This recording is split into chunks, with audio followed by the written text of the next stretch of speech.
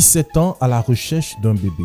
17 ans de cris marqués par ce désir ardent d'être enfin parent. Après 17 années, le Seigneur Jésus-Christ vient d'accorder au couple Ouellet le premier bébé. Une grande victoire qu'ils ont décidé de vous partager dans ce numéro de Vie transformée qui vous plongera au cœur de ces 17 années de recherche où l'aspect spirituel prédomine l'aspect physique ou même scientifique. Si vous êtes devant vos écrans, vous faites bien car Vie transformée démarre maintenant. Ils sont là, couple Ouellet, Léonard et Léa. Merci d'être là. Bonsoir Léonard. Bonsoir, cher frère.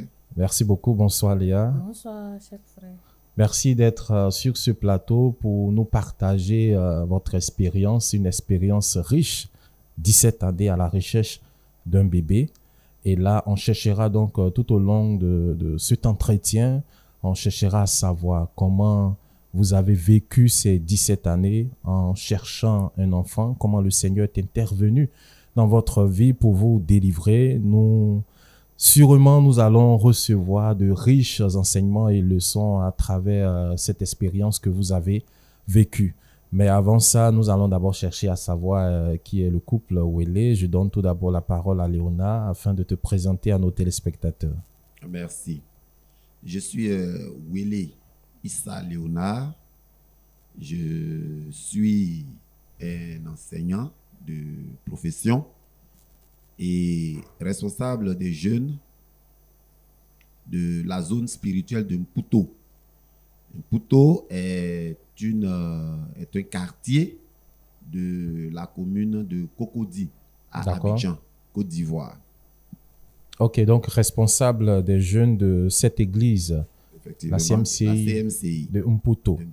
D'accord. Effectivement. Merci bien. Et cette fois, je me tourne vers Léa. Je me présente la sœur Akissi Léa, épouse Ouellet. Je suis commerçante dans la zone de Mputo. Merci bien. Donc, aussi disciple du Seigneur Jésus dans la zone de Mputo. Oui. D'accord. Donc, le couple Ouellet nous vient de la zone spirituelle de Mputo. Merci encore d'être là. Et là, nous allons maintenant nous intéresser. Nous le savons, l'enfant est le fruit d'une relation entre un homme et une femme. Avant de s'intéresser à l'enfant, on va d'abord s'intéresser à la rencontre, à la relation entre Léonard et Léa. Nous n'allons pas entrer dans trop de détails. On cherchera à connaître la date à laquelle vous vous êtes rencontrés, pour ne pas dire la période ou l'année à laquelle vous vous êtes rencontrés. Donc, on cherchera à savoir comment est née cette rencontre entre Léonard et Léa. Merci. J'ai rencontré Léa, qui est aujourd'hui mon épouse, D'accord. en 2007. En 2007, il faut dire que j'ai donné ma vie au Seigneur en 1999, le 31 décembre 1999, lors de la veillée pour passer en 2000, l'année 2000. Et après... Ça, c'était à la CMCI? À la CMCI. D'accord. Effectivement. Et après une période de faiblesse, j'ai rétrogradé. Et le Seigneur m'a accordé la grâce de revenir. Quand j'ai rétrogradé en 2007, c'est là que j'ai rencontré Léa. Et je suis revenu en 2009 au Seigneur. Pardon, c'est en 2007 que je suis revenu au Seigneur plutôt. Et j'ai rencontré Léa et nous avons mené cette vie de... Donc, la rencontre a eu lieu en 2007. 2007, effectivement. C'est bien ça. Donc, oui, vous vous êtes rencontrés pendant cette période de refroidissement, de rétrogradation. C'est ça. OK. Donc, en 2007 démarre la rencontre entre Léonard et Léa. OK. Lorsque vous vous êtes rencontrés, est-ce que déjà vous vous intéressez à avoir un enfant? Et là, je donnerai la parole à Léa. Est-ce que vous vous intéressez déjà à avoir un enfant? Non. Pourquoi? Je ne m'intéresse pas d'avoir un enfant. Parce que il ne m'a pas encore doté. Donc, pour affaire d'enfant, là, je ne me suis pas intéressée d'abord. Je me suis dit, si il vient voir mes parents pour faire la dot, ah, je donne un enfant. Ah là, c'était donc la condition. Avant d'avoir d'abord un enfant, il faut qu'il régularise la situation à travers au moins le pas de la dot. OK. Et quelle était donc ta réponse? Oui, j'étais d'accord avec elle. J'étais d'accord avec elle. Je lui ai même demandé de retourner chez les parents. Que je viendrai la trouver là-bas pour faire ce qu'il y a à faire afin que nous venions à Abidjan pour continuer à se préparer pour le mariage. C'est ça. Mais à quel moment, tu retournes à Jésus, à la CMCI? C'est dans quelle période? Je retourne en 2000. Ah là, il te regarde, hein, parce Oui, qu'apparemment, tu dois mais- être la bibliothèque des dates. C'était en quelle période? C'était en 2009. 2009. Donc, Voilà, Nous sommes 2009. revenus. Il avait raison de te regarder. Voilà. Donc, en 2009, En 2009. et là, vous êtes deux. Oui, En 2009. c'est ça. Et là, en ce moment, la relation dure déjà 2 ans. 2 ans. Donc, en 2009, il n'y avait pas encore de dot. Non, il n'y en avait pas encore. C'est à cette année-là que cette dot-là a eu lieu. Je suppose que quand vous êtes revenu, ou du moins quand tu es revenu à Christ, Oui. cela a été une condition du Seigneur Jésus de régulariser la situation, en plus de ce qu'elle t'avait déjà dit. Effectivement. On suppose donc que la dot a eu lieu effectivement en 2009, c'est bien ça? C'est ça. Ok. Maintenant, ta condition était, s'il y a la dot, je permettrai maintenant que tu aies un enfant. Maintenant qu'il t'a doté, est-ce que cette condition-là était toujours, je pourrais dire, maintenue? Oui, oui. Cette condition était maintenue. Mais c'est après ça que j'ai vu que il n'est pas possible de faire un enfant. Donc, tu t'es intéressé à avoir maintenant Les enfants. l'enfant parce qu'il t'a doté. Oui, oui.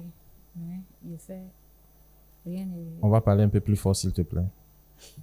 Mais je fais, mais il n'y a pas le résultat. Ça ne signe pas grand chose. C'est là que j'ai vu qu'il y a un problème. Un problème. Donc, tu as constaté que malgré tout, il n'y avait pas encore de grossesse. Mais qu'est-ce que tu remarquais qui démontrait qu'il y avait vraiment un problème? Est-ce que corporellement parlant, est-ce que tu constatais certaines choses? Oui, je ne vois pas mes menstrues. Mes menstrues ne venaient pas régulièrement. Si c'est venu dans le mois, ça peut attendre 3 mois encore avant que ça descende. Si c'est venu 3 mois, ça peut attendre encore 4 mois de suite. Donc c'est comme ça qu'on a commencé à aller à l'hôpital. Mais c'est ce déséquilibre-là, tu constatais cela pendant les 2 ans de 2007 à 2009, où les menstrues venaient normalement. Oui, oui. Ok, donc vous avez là commencé à chercher une solution Effectivement. à l'hôpital, c'est bien ça? Effectivement. Avec les médicaments même traditionnels d'abord, avec les médicaments traditionnels que certains proches nous conseillaient, avec ça, ça marchait avec eux. Voilà, on a essayé ça, ça n'allait pas. Et une fois, je suis allé au village et j'ai demandé à mon grand frère, il m'a dit, fais un test d'abord à l'hôpital pour voir de quoi est-ce que vous souffrez d'abord. Parce qu'il ne faut pas faire les médicaments pour les faire. C'est ça. Voilà. Faites d'abord un test à l'hôpital. L'hôpital dit, voilà le problème que vous avez. Et à partir de là, maintenant, on peut utiliser soit les médicaments indigènes ou les médicaments de pharmacie. Ah, les modernes. Les Voilà, un modernes, traitement moderne. merci. Et quand je suis rentré sur Abidjan, on a commencé à faire le test, comme on appelle ça. Le test, on est allé voir un gynéco. Voilà. C'est ça. Dans notre zone, on est allé voir un gynéco. Et nous avons constaté quelque chose avec ce gynéco. le monsieur nous avait reçus avec, comme si c'était un parent. La chose l'avait touché. Nous lui avons posé notre problème. Et là, on était à peu près combien d'années? À peu près Avec le docteur, monsieur. C'était en 2010. en Voilà. 2010. Voilà. Donc là, on était à 3 ans de relation. C'est ça. Ok. Et quelques années après, le gynéco est décédé. Très jeune. Moi, ça m'a touché. J'ai dit, mais quelqu'un qui est disposé comme ça à nous aider, souvent même on rentrait, on ne passait pas par les protocoles. Quand il apprend que nous sommes là, il libère en même temps, il dit rentrer. En tout cas, c'est comme ça qu'il nous recevait. La manière dont ce monsieur est parti, ça m'a touché. J'ai béni le Seigneur. Pendant ce temps, quelque chose m'a dit que le dossier est spirituel. Donc, j'imagine c'était un grand choc quand vous avez appris le décès de ce gynécologue qui prenait tellement soin de vous. Effectivement. Mais là, je ne pense pas que vous avez juste fermé la porte des hôpitaux dans votre cœur. Non, Vous avez non. continué, n'est-ce pas? Effectivement, on a continué. Et avant même de mourir, ce gynécologue, vraiment, c'était un don de Dieu pour nous. Quand il nous a demandé de faire le spermogramme que nous sommes allés faire, quand il a vu mon résultat, il m'a regardé. Il dit, mon ami, tu fais quel travail? Quand je lui ai dit, mais il faut te reposer. Est-ce que tu te reposes? Comme un grand frère, comme voilà, un ami, il m'a donné beaucoup de conseils. Et Il y avait un souci à ton niveau. oui, au niveau de l'interprétation des résultats de l'examen, le monsieur a dit que à cette allure-là, nous ne pouvons pas enfanter. C'est pas possible. C'est pas possible. Il a vu que je ne connais pas les thèmes scientifiques. Ouais, qu'il scientifique, c'est utilisait. ça. Mhm. Voilà, mais La conclusion était que qu'il était impossible c'était impossible. d'enfanter. Voilà, il nous avait mis sur des médicaments qu'on a suivis, on a suivi. Et quand il est décédé, il faut dire que on a baissé les bras. On a baissé les bras parce qu'on s'était beaucoup appuyé sur lui. On a baissé les bras. Et quelques années après, la sœur, vous savez, les sœurs, elles sont dynamiques. Hein? C'est elle maintenant qui a commencé à me... La sœur parlant de ton épouse, Oui, c'est mon ça. épouse, la sœur Wélé, elle a commencé à me dire, mais attention, on a quand même baissé les bras, hein, on a baissé les bras, il faut qu'on s'élève encore. Mais moi, vraiment, ça m'avait touché, le départ du monsieur. Je ne savais plus voilà, vers qui aller et qui allait nous comprendre comme ce monsieur. C'est ça. Et j'avais reçu ça comme une attaque, le décès de ce monsieur. Franchement, moi, personnellement, peut-être que je ne lui ai jamais partagé ça, mais je n'avais pas accepté que le monsieur parte comme ça. Il était vraiment quelqu'un que j'ai vu comme que Dieu a mis sur notre route pour nous délivrer C'est ça. de cette situation. Mais est-ce que pour vous, ce diagnostic-là était clair que le problème venait de toi? Est-ce que pour vous, je dis bien pour vous, c'était clair qu'il n'y avait pas... c'était là le problème? Oh oui, c'était pas ça. Moi, je savais que intérieurement, je savais que c'était spirituel. Mais qu'est-ce qui soutenait ta conviction? Voilà. Quand mon épouse, après notre rencontre, m'a fait un retour que ses menstrues ne venaient plus. Une fois, son géniteur nous a rendu visite et je lui ai partagé ça. Parce que j'avais quand même une petite crainte. Je me suis dit, enfant des gens, tu as gardé chez toi et voilà qu'elle était bien portante, maintenant ça ne va pas. Donc quand il nous a rendu visite, je lui ai partagé. Il s'est dit, ah papa, voilà ce que votre fille m'a partagé. Et il m'a dit une chose. Il m'a dit que ce dont elle a parlé, c'était comme un conseil qu'il me donnait, mais moi j'ai perçu ça comme venant d'un problème spirituel. J'ai pas vraiment bien saisi la conversation Oui, entre... oui. Il m'a dit que ce dont ma fille vous a partagé, ce dossier qu'elle vous a partagé là, sur ces menstrues qui ne viennent pas là, Mhm. ce n'est pas la peine d'aller à l'hôpital. Mhm. Voilà, c'est de plutôt soigner ça avec les médicaments. Traditionnel. Voilà, pour lui, c'était un conseil. Mais moi, je n'ai pas pris ça comme un conseil. Ça m'a donné une conviction intérieure que c'est un combat qui venait de commencer. Mais est-ce qu'il avait parlé de la famille ou peut-être il y avait Non, il certaines n'est pas sœurs rentré dans les détails. Il a juste dit cette phrase. sans pour sans autant commenter. démontrer que Il n'a pas commenté. Il a juste dit que ce n'est pas un problème d'hôpital. Ce genre de cas, voilà comment il a dit ça exactement. Ce genre de cas n'est pas un problème d'hôpital, mais d'accord, un problème qu'on peut régler de façon traditionnelle. traditionnel. Ok, je pense que Léa veut ajouter quelque chose. Approche le micro, s'il te plaît. C'était comment ça s'appelle? Le mois de menstrues. Quand mes menstrues viennent, mon bas-ventre me fait très mal. Terriblement mal. Donc, ça, on dit si on soigne, quand on finit de soigner net, c'est enfantement. Donc, je suis arrivée ici, et puis je me suis croisée avec le frère. En tout cas, c'était dur. Pour voir mes menstrues, même, je pleure. Avant que ça descende, je pleure jusqu'avant que ça descende.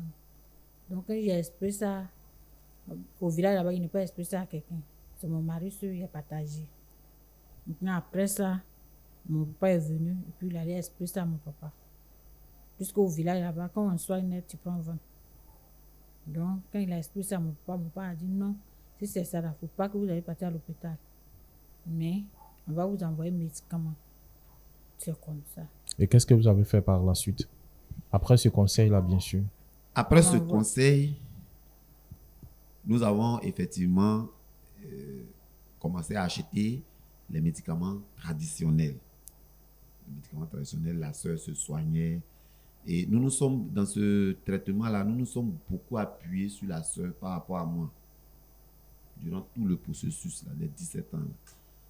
C'est beaucoup la sœur qu'on a beaucoup soigné. Et jusqu'en 2023, non 22, où nous avons fait la connaissance une sœur est venue dans notre zone. Quand elle est arrivée, elle a pris écho, elle a eu écho plutôt de notre situation.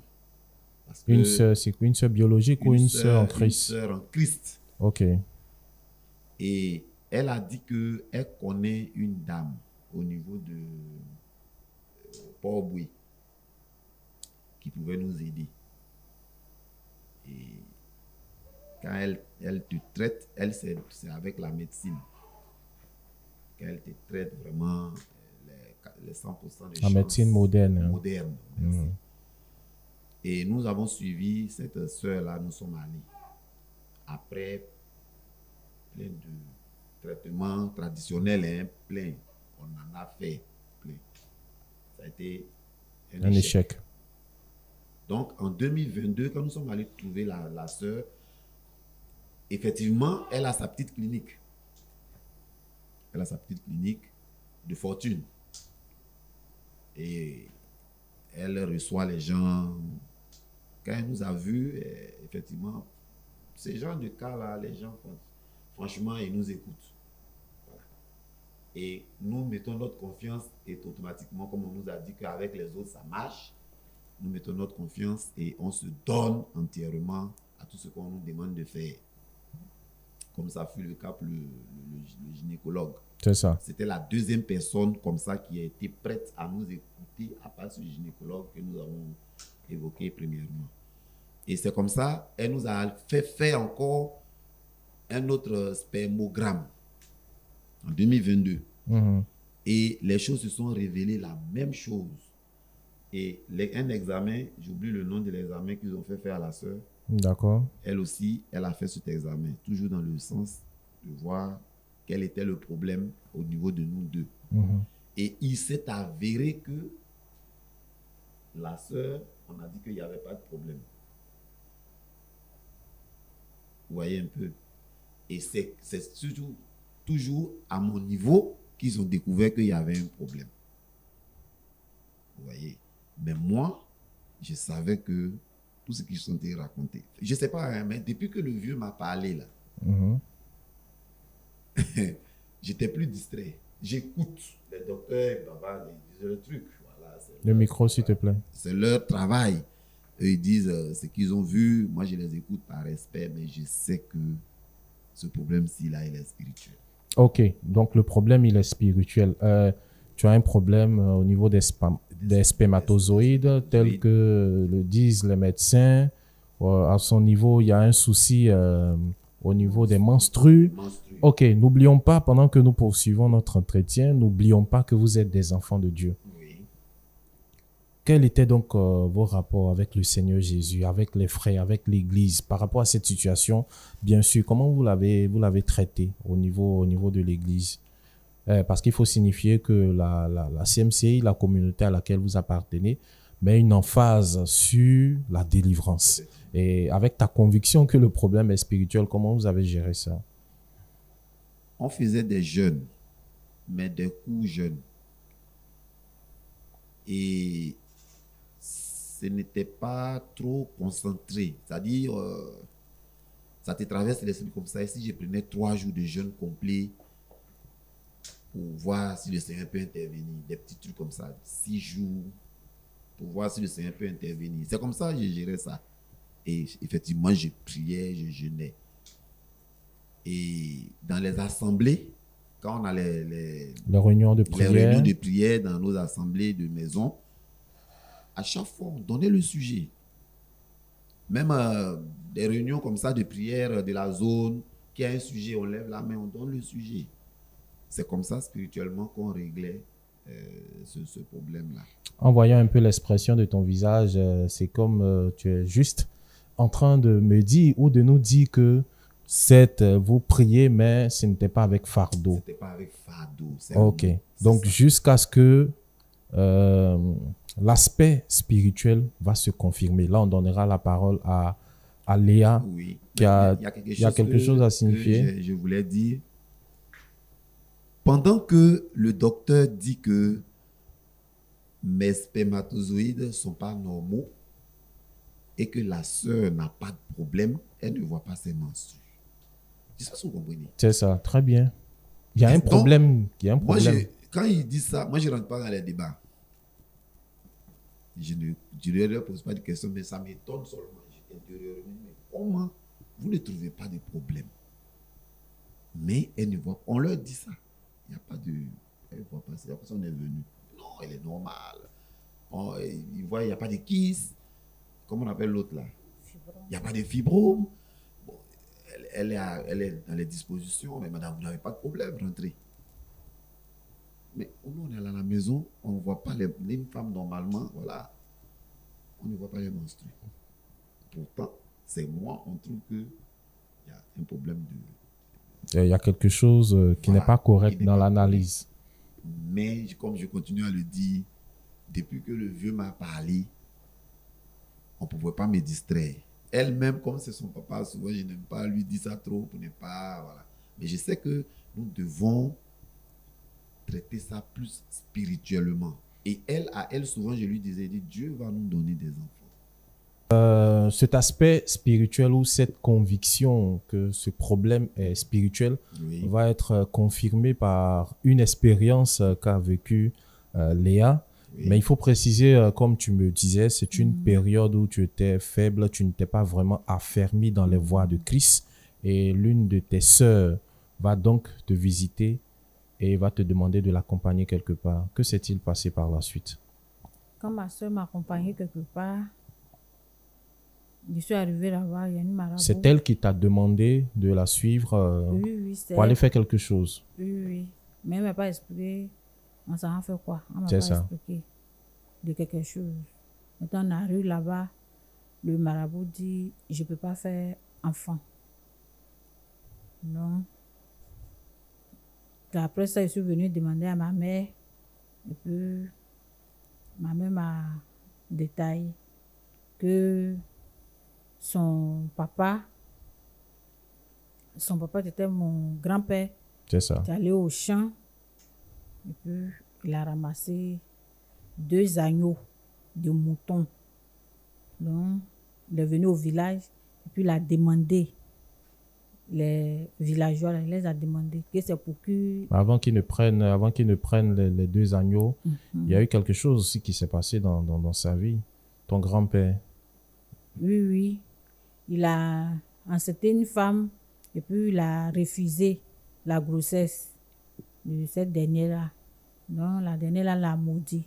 Il dit, si tu n'as pas reconnu, moi, mon enfant, tu ne vas jamais faire enfant dans ta vie.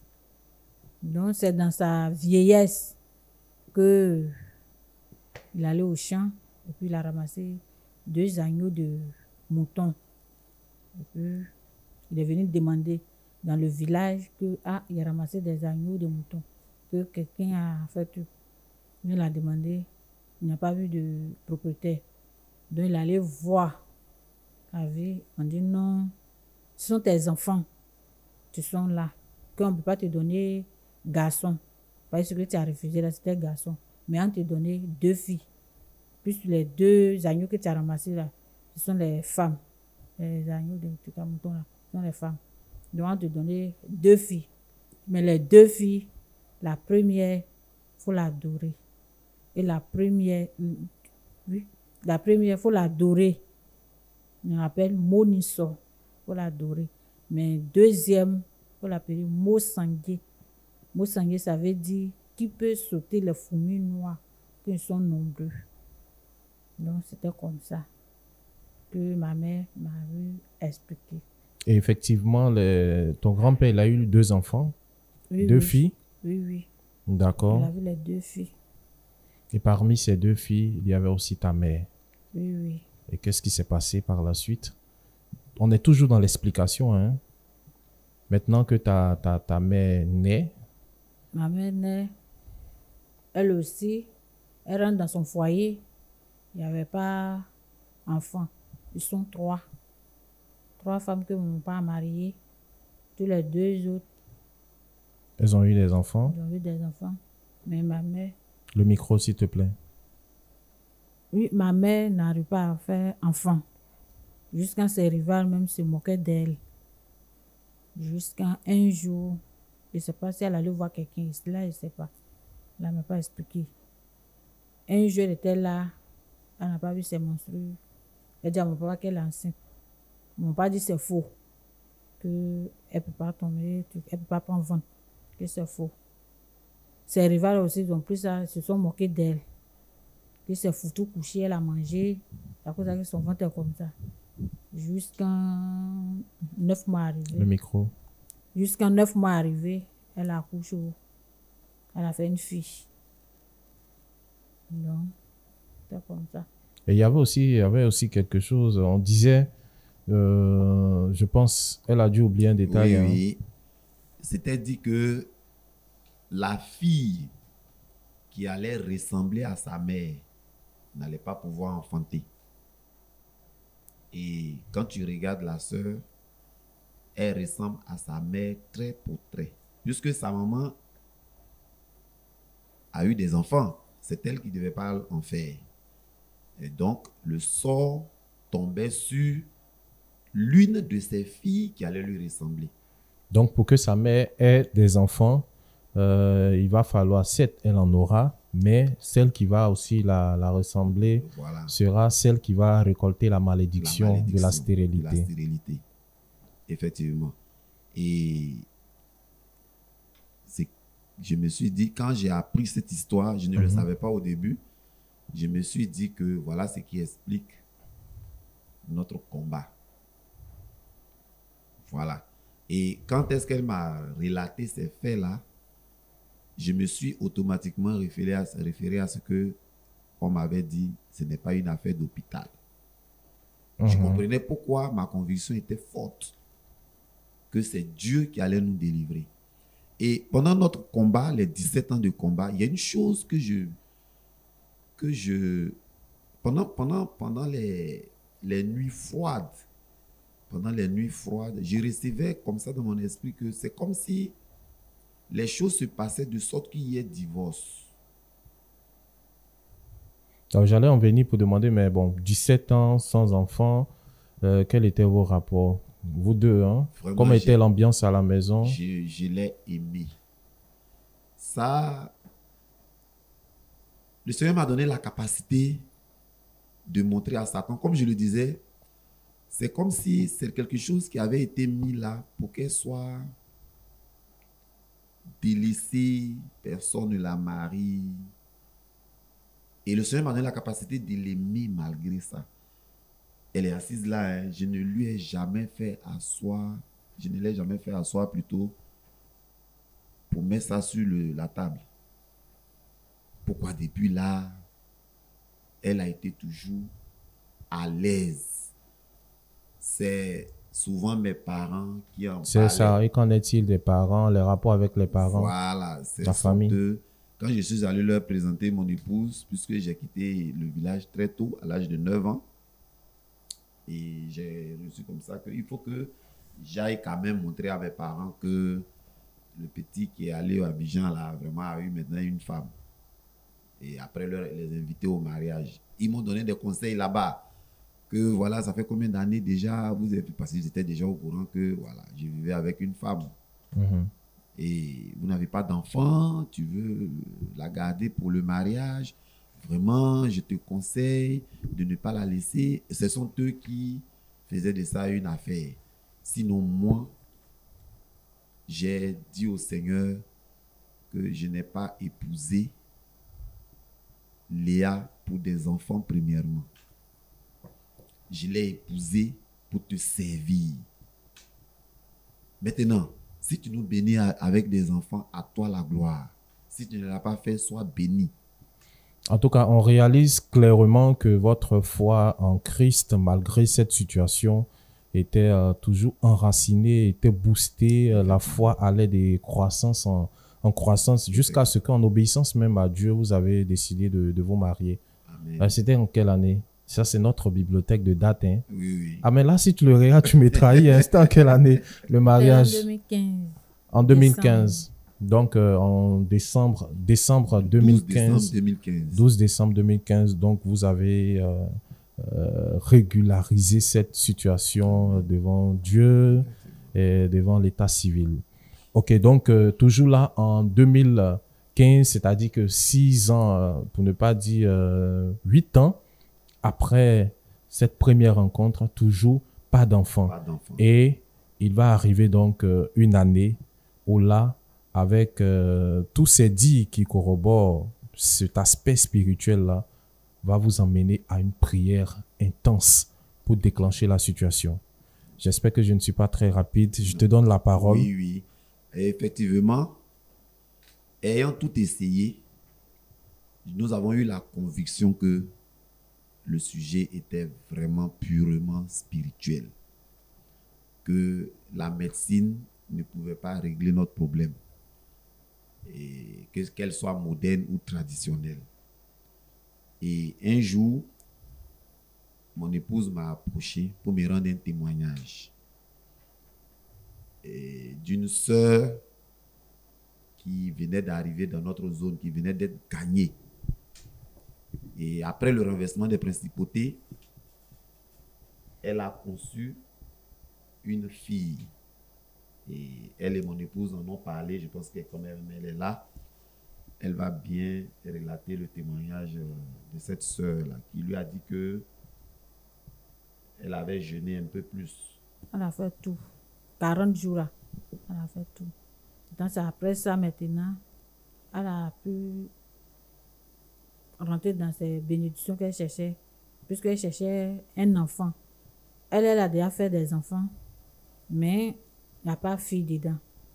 Elle a fait 4 garçons, ou bien combien de garçons, là, je ne sais pas. Mais il n'y a pas de fille dedans. Et puis quand elle venait, elle ne voit pas ses menstrues. Et puis ses menstrues sont venues, tout ça là.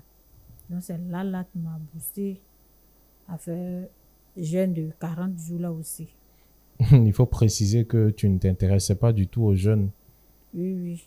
C'est bien ça, hein? Et même aussi la prière, parce que là, il faut quand même que je restitue quelque chose. Tu me disais, après cette visite chez le marabout, tu es revenu, tu as refait même le brisement des liens qui a été d'abord précédé par la repentance. Pour ça, c'était juste pour restituer les choses, qu'effectivement, le Seigneur ne nous emmène pas chez les marabouts, mais c'était une période de faiblesse. Donc, les choses ont été restituées. Maintenant, cette sœur te dit qu'elle a eu à jeûner. Elle a eu à jeûner pendant 40 jours. Et en ce moment, tu décides toi aussi de jeûner pour avoir l'enfant. Mais tu vas même dépasser les 40 jours. C'est bien ça? Oui, oui. D'accord. Explique-nous. Si c'est comme ça que j'ai jeûné aussi, j'ai fait 60 jours de jeûne. Et avant ça, quel était, je pourrais dire, le sommet de jours de jeûne que tu as eu à faire avant les 60 jours, les 40 jours? Combien de jours de jeûne tu avais pu faire? Quand on lance, je précise que c'est pendant la croisade, hein, c'est bien Oui, ça, oui, la c'est croisade ça, pour c'est le ça. renversement des principautés Effectivement. personnelles et familiales qui demande qu'on jeûne 40 jours. Effectivement. Et toi, tu jeûnais combien de jours quand ce programme était lancé auparavant? Quand le programme se lance, s'il est trop fait, il fait 10 jours. S'il est trop fait, il fait 5 jours, bien 2 jours. Frère, il faut dire que la nourriture, j'aime la nourriture. On le sait avec beaucoup de sourires. C'est ça que j'aime la nourriture, parce que moi-même, je suis dans la restauration. Ah, donc, quand pour tu prépares, tu gêner goûtes un peu tout ça. Pour gêner là, seulement, je mets tout sur ça. Donc, Le micro, on veut entendre hein, ce que tu dis. je mets tout sur ça. Puis je dis, ah, gêne là. Moi, c'est pas mon affaire. Mais quand la soeur là m'a dit, elle est rentrée 1 an après, ce qu'elle cherchait, elle a gagné. Au moins, j'étais là depuis l'an 2009, j'ai vu ma misère. Donc, je dis, il faut que cette année-là, il faut que Dieu fasse quelque chose. Donc, j'ai commencé le jeûne avant les frères. Moi, j'ai fait 1 mois. Donc, ça fait 2 mois de jeûne que j'ai fait. Mhm. Que j'ai fait avant que Dieu me délivre. Et là, tu n'étais pas seul. Il y avait aussi Léonard. Oui, effectivement, quand elle m'a dit ça, moi aussi, je faisais les jours de 40 jours complets même, hein, les partiels. Là. Je terminais les 40 jours. Mais il faut dire que le renversement des principautés 2023, la foi avec laquelle, parce que son témoignage quand même a partagé, la foi avec laquelle j'ai jeûné n'est pas la même chose que les autres années. Moi, j'ai fait 80 jours. C'est à mon 20e jour de jeûne, c'est-à-dire nous, elle et moi, on a commencé avant la date du 1er juillet 2023. Nous, on a commencé longtemps avant. Et on a fini avec les frères. Et le 9 juillet 2023, j'étais à mon 80e jour, elle était à son 60e jour. 9 août 2023. 9 août, merci. 9 août, merci. C'est là que le jeûne s'est terminé. J'étais à mon 80e jour, elle était à son 60e jour. Et là, on a pris les choses au sérieux. Ça, on a prié, on a jeûné. Comme vous ne l'avez jamais fait auparavant. Jamais fait auparavant. Alors, vous veniez de réaliser que, je ne dirais pas cette nonchalance ou cette timidité, cette passivité. Oui. Quand on lance la croisade, il fallait que quelque chose soit fait à ce niveau. Et c'est ce que vous avez réellement fait. Mais avant qu'on ne parte ou qu'on arrive au bout du tunnel, est-ce qu'il y avait des songes? Est-ce qu'il y avait des songes encore qui montraient que voici comment il fallait traiter ce problème, surtout que c'était spirituel? Est-ce que vous étiez aussi oppressé durant cette période? Les oppressions n'étaient pas plutôt au niveau des songes, mais c'était au niveau des railleries, des moqueries, de l'entourage, le voisinage, parce que les gens nous ont vu aller à la mairie. Hein. Voilà, tout le monde sait qu'après la mairie, il faut des enfants. On nous voit toujours, on est deux. Et c'était surtout ça, psychologiquement. Il faut dire que moi, Dieu m'a accordé la grâce, j'étais quand même fort.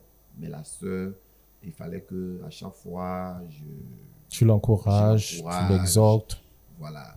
Et j'étais convaincu que Dieu allait nous bénir un jour. Ok, nous sommes donc le 9 août 2023. Tu as toujours la parole. Oui. Que va-t-il se passer par la suite? Le 9 août 2023, le jeûne finit, l'église a terminé et nous rentrons à la maison. Et on prépare maintenant le camp biblique de la jeunesse. Et à ce niveau-là, la sœur continuait de prier. Moi, j'étais concentré en tant que responsable de jeunes, concentré à mobiliser la jeunesse dans la zone pour aller à Tikwa. Mais la sœur n'avait pas relâché. Même quand elle ne jeûnait pas, elle n'a pas lâché. Elle continuait de prier. Et je pense qu'au camp, elle va nous raconter ce qui s'est passé avant ou après le camp, ou pendant le camp. En tout cas, elle est bien placée pour nous dire ce qui s'est passé. Le Seigneur a agi là aussi. Ok, vas-y, le micro. Gloire à Dieu. Avant qu'on parte au camp, on a fait un jeune service chez nous. On a fêté bien le dimanche. Dimanche, j'ai vu mes menstrues. Mes menstrues sont venues. Et j'ai dit, ah, et cela après combien de temps? Tu ne te rappelles plus tellement, ça fait longtemps. Oui, il faut dire que les menstrues coupent. Ça revient 6 mois après. Souvent, c'est 2. Donc, finalement, même, on n'irait plus. Voilà, on n'irait plus. Quand c'est venu, on dit, bon, ça c'est, on a l'habitude. Il n'a fait les 17 ans. Le jour que ça se coupe, on regarde le ciel, on dit, Seigneur, interviens. Donc, arrivé un moment, on ne maîtrisait plus. Voilà, donc, ça c'était, ce qu'elle dit, c'était sur une longue période. Souvent, ça dure. On peut taper, le plus long moment, c'était peut-être combien comme ça? Le micro, s'il te plaît. Le plus long moment, ça peut être 1 an, 1 2 ans. an. Vraiment, ça. Ok. Donc, les menstrues viennent. Les menstrues sont venues. Renversement de trucs. 2023. Quand rubrique de la jeunesse, c'était le 10. C'était le 10. Oui, c'était le 10 août 2023. Le 10 2023. Donc, mes menstrues sont venues le 9. Puis j'ai dit à Dieu, mais tu viens de nous délivrer dans le renversement des principautés là. Maintenant, normalement, c'est pour rester ici, puis on va faire des enfants. Un peu plus fort, s'il te plaît. C'est pour rester ici pour faire des enfants. Maintenant, on sent quand la jeunesse encore. Et puis, c'est le moment là que tu envoies mes menstrues. Que Seigneur, pardon, il faut que mes menstrues la coupent. Je ne peux pas envoyer mes menstrues. Mais dimanche, quand je vais revenir, tu peux envoyer mes menstrues. Puisque le camp finit dimanche. C'est-à-dire c'était du 10 au 17. C'est ça. Hein? Le 17 devait être un dimanche, certainement. Donc dimanche, c'est là on revient à la maison. Donc, Seigneur, je coupe. Et puis le dimanche, tu envoies mes menstrues. Parce que moi, avec mon mari, on ne serait pas ensemble. Depuis quelque chose que Dieu a fait, ça m'a étonné aussi. Je sais qu'il a demandé, mais ça m'a étonné. Et puis Dieu a coupé. Et puis dimanche à 5 heures, je me lève, mes menstrues sont venues. J'ai vu que Dieu m'a écouté. C'est en su de ça que Dieu donnait est venu. Non, on va pas sauter comme ça.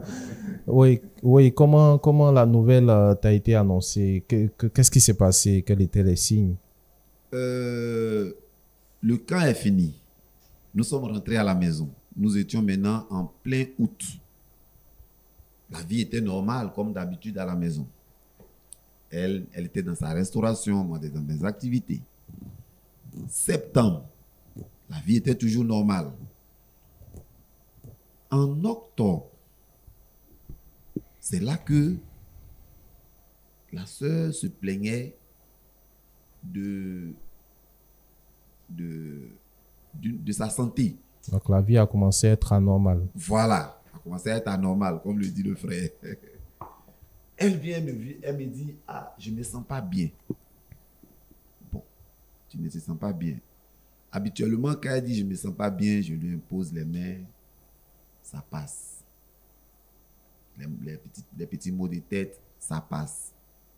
Elle est venue une fois, je n'ai pas noté la date, mais nous étions toujours en octobre. Là, sa mine était un peu grave, que vraiment, Léonard, aujourd'hui, ça ne va pas, hein, je me sens bizarre. Cette fois-ci, il faut qu'on aille à l'hôpital. C'est ça. Et nous sommes en bordure du goudron.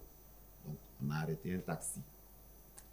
Et il faut préciser que quand le mois de octobre a commencé, octobre 2023, nous avons fait un test. Quand les mentions dont elle parlait s'étaient arrêtées, nous avons fait un test qui s'était avéré, comment on dit ça, négatif. Test de grossesse qui s'est avéré négatif. Donc, pour nous, c'est un palu. On a l'habitude de faire des tests pendant 17 ans, frère, imaginez un peu. À l'hôpital, nous disons au docteur que, ah non, on s'est dit que c'est un palu, on est venu soigner un palu. Et les médecins devant nous, ils nous regardent, ils nous fixent, ils posent les questions dans le sens du palu. Frère, c'est comme si le Seigneur m'a réveillé pour suivre les questions. Aucune des questions n'est positive. Tout ce qu'elle dit comme si on dit non, ça ne se passe pas comme ça. Elle dit ça, on dit non, ça ne se passe pas comme ça. Tu as un peu mal à la tête? Non. Tu attends? Non. Tu as ceci, cela? Non. Il y en a une qui était assise au milieu des filles, là. Elle lui a demandé, est-ce que tu as fait ton test de grossesse? J'ai souri un peu dans mon cœur. Franchement dit, j'ai une joie, mais en même temps, je me suis souvenu qu'on avait déjà fait ça. Donc la soeur leur a dit, rapidement, on a déjà fait ça, c'est pas... Et elle a insisté. Elle dit que vous dites que vous avez palu. Elle a palu. C'est pas ça, monsieur. Il dit oui. Elle dit bon. Nous, on pose les questions de palu. C'est pas un palu. Donc, on va faire un test. La soeur résistait. Elle dit non, on a déjà fait. La fille a dit qu'elle va faire le test. Elle dit monsieur, c'est 2000. Voilà. J'ai dit allez-y, faire le test. Et elles sont rentrées dans la salle. Quelques minutes après, la soeur sort. Elle me regarde. Je la regarde comme ça. Elle dit, Léonard, je suis enceinte. Frère, les mots ne peuvent pas exprimer le jour là, ce qui s'est passé en moi. Je me suis assis sur le banc là, de l'hôpital. De l'hôpital là. Je me suis levé comme ça, je me suis assis. Le micro. Je la regarde, je la fixe que c'est ma femme-ci qui est enceinte. Le docteur nous a dit, comme il y a longtemps que vous cherchez un enfant, parce qu'on a eu une conversation dedans là-bas. C'est ça. Allez-y faire échographie. J'ai dit vraiment, c'est ce que vous avez dit là qui est vrai. C'est ce que vous racontez d'abord là. C'est vrai, je suis content. Il ne faut pas que ça va être une fausse joie. On s'en va faire l'échographie. Donc, nous empruntons le taxi, on arrive à l'hôpital. Bon, chez eux, on ne faisait pas d'écho. Donc, nous sommes allés à l'hôpital de Anono. On fait l'écho. L'échographe nous révèle qu'effectivement, il y a présence d'un fœtus. Un fœtus. Que ça faisait combien de semaines là? 6 semaines. Ça faisait 6 semaines que le fœtus est là, depuis 6 semaines. Alors là, nous avons béni le Seigneur. Alléluia. Nous avons béni le Seigneur. Ce moment-là encore, je revis ça. Je revis ça. Ok, avant que tu ne tombes enceinte, que ce soit ton époux ou toi, vous avez eu à décrire comment il a été difficile. Et bien évidemment, quand on voit même que c'est pendant 17 ans, on voit déjà la difficulté. Et maintenant que tu tombes enceinte, après une prière intense de combat spirituel durant la croisade pour le renversement des principautés personnelles et familiales, comment s'est passée cette grossesse? Est-ce qu'elle était aussi simple? Est-ce que tu avais cette paix durant la grossesse? En tout cas, quand j'ai pris la grossesse, J'étais très heureux de porter cette grossesse-là. Je suis très heureux. Hein? Ça arrivait le moment que c'était dur. Dur sur la grossesse. Parce que un jour, j'ai vu à faire une vision sur la grossesse. J'ai vu comme ça que dès que j'étais assis, et puis j'ai vu un gros serpent noir. Il était là, tout comme ça. Et puis il venait arracher cet enfant qui était en moi. Et puis je ne sais pas comment les trucs se sont passés. Et puis j'ai tué ce truc-là, comment on appelle, Ce serpent. J'ai tué, quand j'ai tué ce serpent, et puis il y a ma autre petite soeur qui pleure là-bas, que j'ai tué sa maman. J'ai tué sa maman. J'ai dit non, il ne va pas tuer ta maman. Que c'est un serpent, moi j'ai tué. Mais pourquoi tu pleures? Ensuite de ça, quelques temps après, puis mes menstrues sont venues un peu sur la grossesse, un peu inversées. En même temps, j'ai expliqué à mon mari, on est parti à l'hôpital, même tout ça. Il dit, il ne faut pas être paniqué, qu'il n'y a rien. Il n'y a rien sur la grossesse. Que c'est Dieu qui nous a donné. Ce que Dieu nous a donné, Dieu ne peut pas venir reprendre ça encore. Mais quelle était ta relation avec cette sœur que tu avais vue dans le songe? Ou dans la vision, pardon? En tout cas, nos relations étaient bonnes. Est-ce que sa maman vivait? Oui, sa maman vivait. Même aujourd'hui, même sa maman vit. Et après cette vision, à quoi ressemblait votre relation? Que ce soit avec sa mère ou bien avec ta sœur? En tout cas, c'est bon. Ok. Les relations sont bonnes. Et cela n'a pas été la seule expérience. Qu'est-ce qui s'est passé encore durant la grossesse, en dehors de cette vision? En tout cas, pour vision, c'est fini. Mais sur cette grossesse, en tout cas, souvent, je dors la nuit. Quand je me réveille, je vois le crapaud sur mon ventre. Souvent aussi, quand je me réveille, je vois Saraman. Est-ce qu'il n'y avait pas de crapaud dans votre maison? Dans votre maison habituellement? Je n'ai jamais vu de crapaud. Donc c'est pendant la grossesse que tu constatais des crapauds sur ton ventre. Ok, on donnera la parole à ton époux. Comment vous avez vécu cette période de grossesse? Comment les choses sont passées?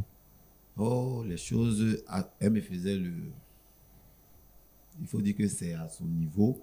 C'est ça. Que les choses se passaient de la sorte.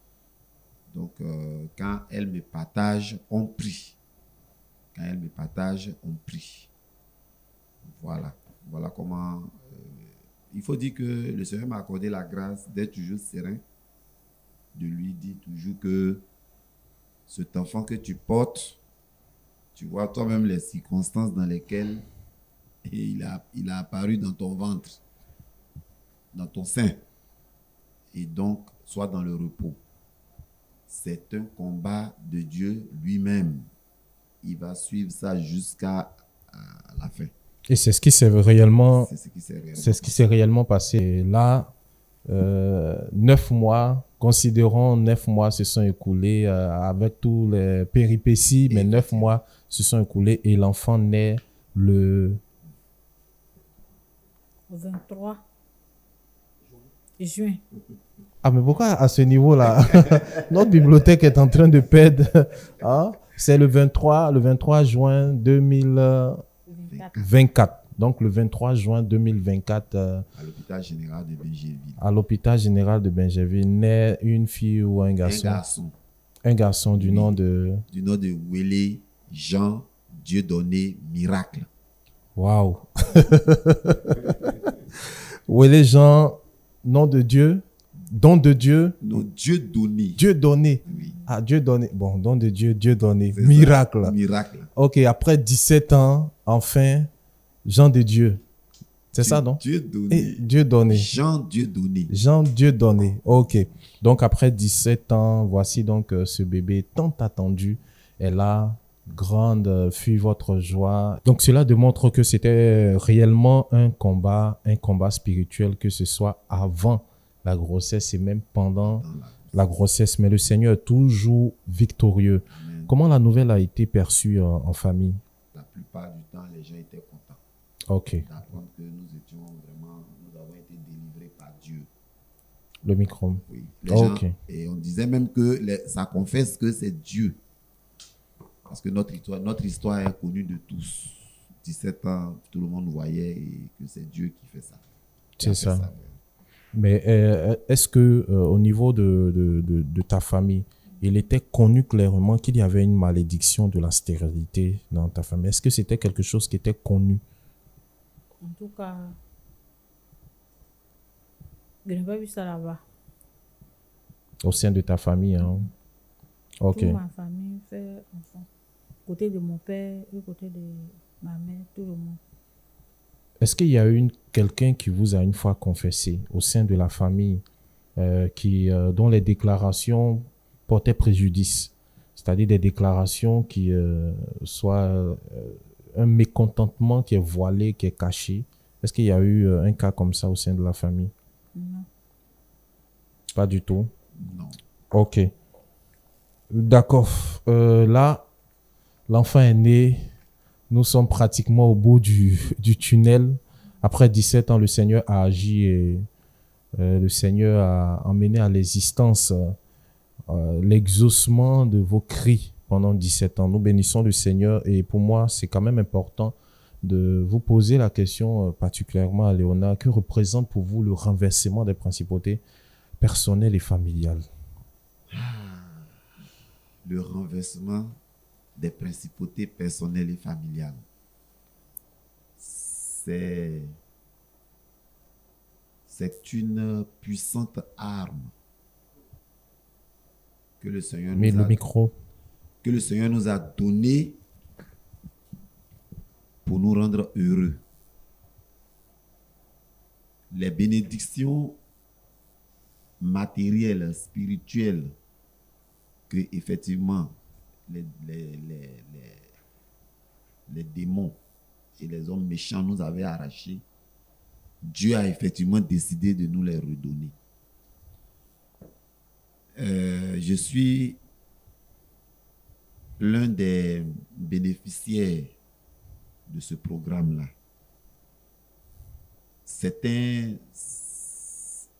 Dans ma maison désormais, nous le faisions, hein, le renversement avant. Mais nous nous sommes encore inscrits, doublement même. Chaque année, nous allons faire le renversement des principautés. Personnellement, nous ne l'avons pas encore fait parce qu'il y a certaines familles qui le font à part le programme de l'église. Nous ne l'avons pas encore fait. Mais, pour le moment, chaque année, là, notre maison soulèvera un sujet chaque année. Pour cette année, nous avons soulevé un autre sujet. Et vous aurez les résultats très bientôt parce que notre Dieu est puissant. C'est ça, c'est ça. Léonard, quelle leçon tu tires de cette histoire? La leçon que je tire de cette histoire est que quand tu gardes la foi en Dieu, tu as toujours une réponse venant de ce Dieu-là. Qu'il ne faut jamais désespérer. Ça, j'ai compris ça. Avec Dieu, il y a toujours une réponse. Même quand tu pries, tu as comme l'impression que Dieu n'entend pas.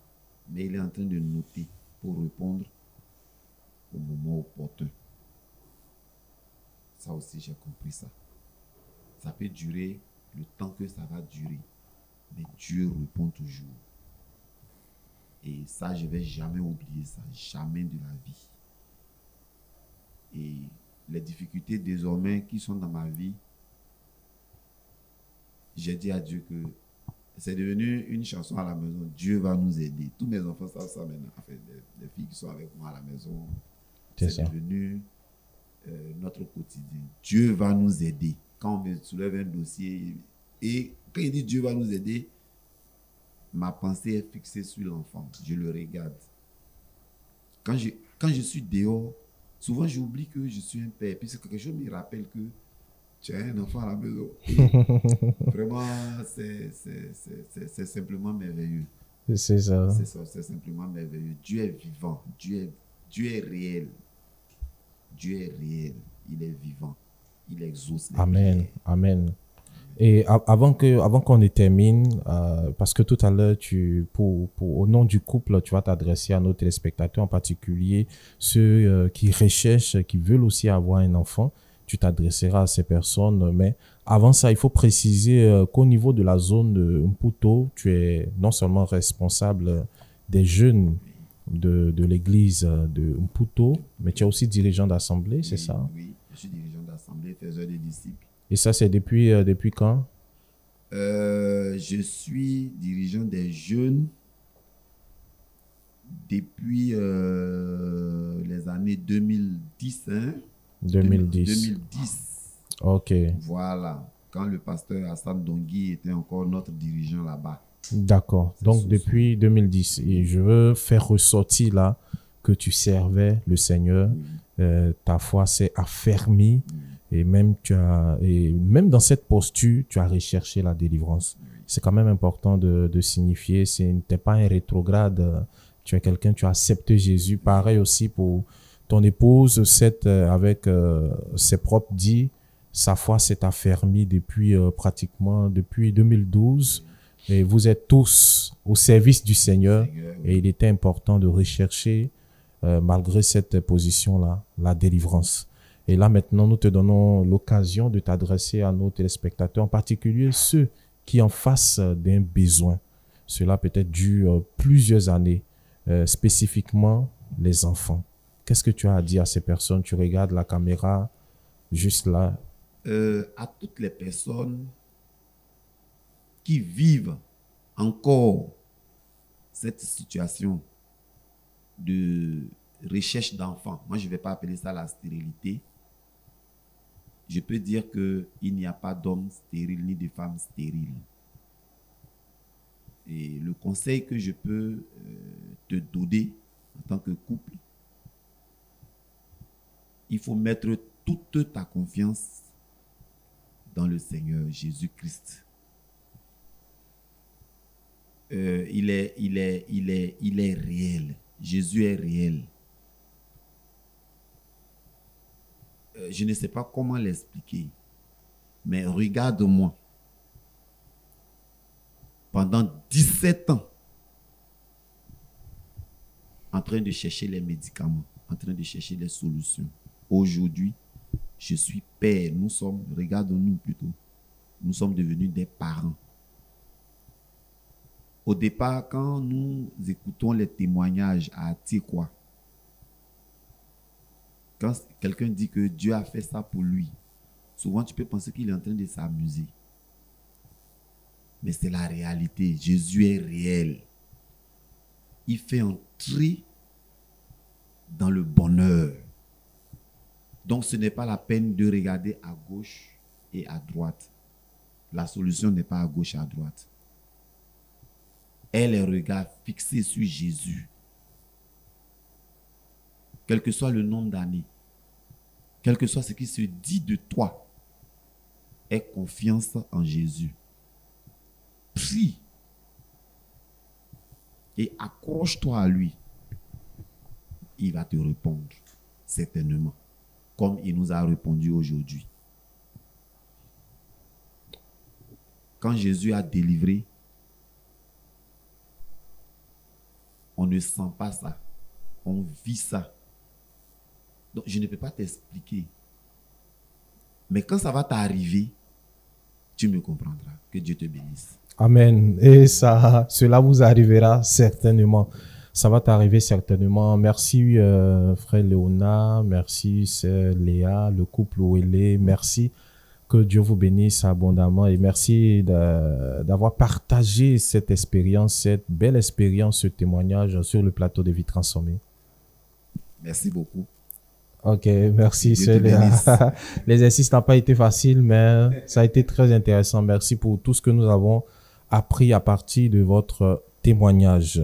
Et quant à vous, très chers téléspectateurs, tout d'abord, merci encore d'être fidèles sur les antennes de la radio-télévision Voix de la Croix, fidèles à votre émission Vie Transformée. Et comme disait la parole de Dieu, ces choses ont été écrites pour votre instruction. Je pourrais le dire, ce témoignage nous a été donné pour notre instruction. Ce sont des véritables enfants de Dieu qui étaient confrontés à un besoin réel et ils ont recherché la délivrance. L'une des armes utilisées a été le renversement des principautés personnelles et familiales. Et cela a produit du fruit. Après 17 ans, les voici avec leur premier bébé. Le Seigneur Jésus-Christ délivre effectivement. Mais à partir de ce témoignage, nous comprenons clairement qu'en tant qu'enfants de Dieu, ayant réellement donné la vie à Jésus-Christ, nous devons rechercher la délivrance. Ils ont combattu et ils ont eu la victoire. Nous sommes donc tous invités à combattre et même, tel qu'il le disait tout à l'heure, en famille, le renversement des principautés personnelles et familiales peuvent être organisés. Il y a aussi le livre écrit par le pasteur Boniface Meunier, leader de la CMCI ici en Côte d'Ivoire. Ce livre que vous pouvez avoir et le lire, cela vous permettra de mieux prier et obtenir aussi de très grandes victoires. Merci d'avoir suivi ce numéro de Vie Transformée. D'ici là, portez-vous bien. Nous nous disons au revoir et à très bientôt.